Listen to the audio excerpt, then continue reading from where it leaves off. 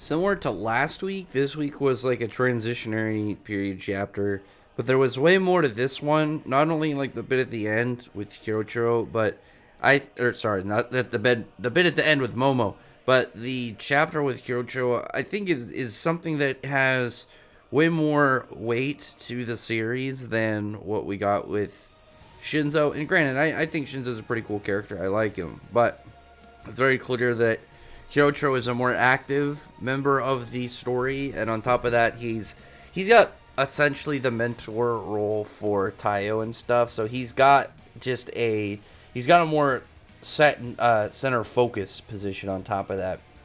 But this chapter, he pretty much ended up taking the wrong thing. Like he had was it like two vials on his desk, and he ended up taking the wrong one, and he ended up getting way younger, similar to what happened with Taiyo when they ended up doing it to him a chunk of chapters ago to help heal him. So Kirochiro is all he's much younger, and his younger self seems much nicer. Like, it's not just in general, but the way that his demeanor is. He's like being really friendly to people. He's giving lots of compliments.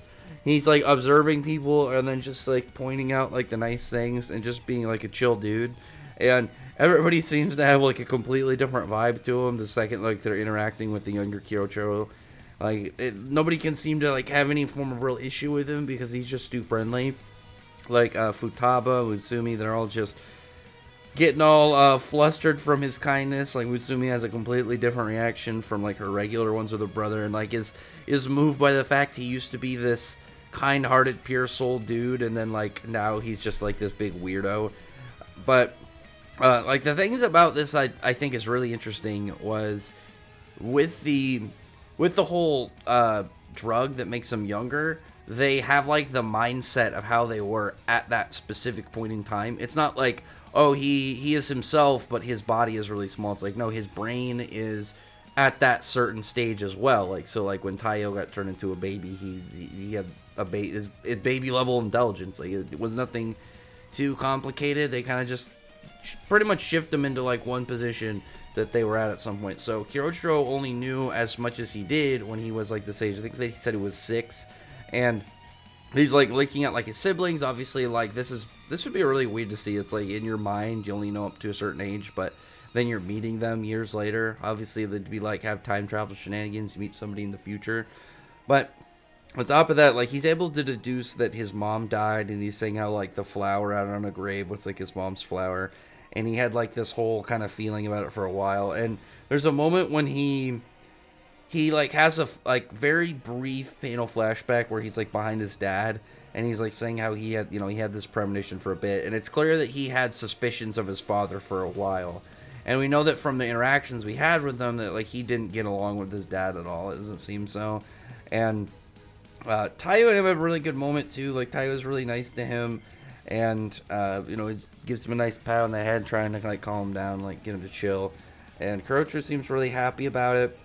The thing that I do wish was a factor is that I wish they remembered what happened during this point in time, because it's good for Taiyo and it's good for the readers, but it's like, man, I wish Kirochiro could remember this moment so it would just kind of like help his character more, because I like that his character has it kind of grown and altered since his introduction. I mentioned before I didn't like him at the start.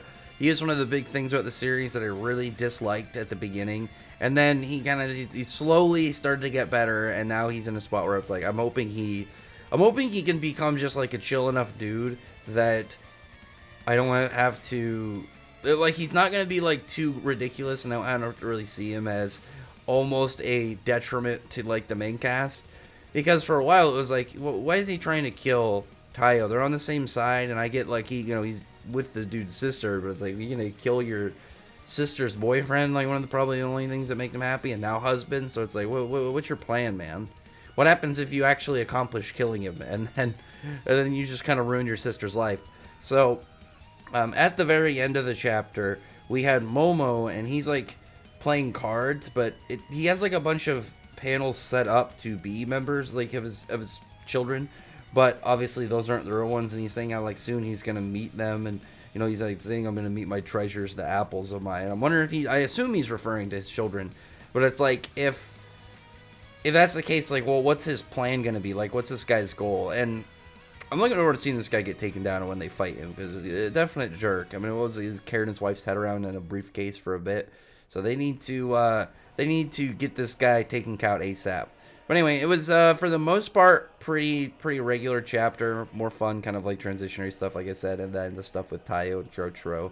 Obviously, having some good character moments, and then at the very end, getting set up for like some movement of the plot, and the big antagonist right now, because besides Kawashita, obviously Momo is like a big bad guy that exists in the story. So, well, anyway, other than that, comment below, thumbs up the video, but friend, like button, subscribe button, and check out my other videos. For that, appreciate everybody's already subscribed, and I thank you all for listening. Bye.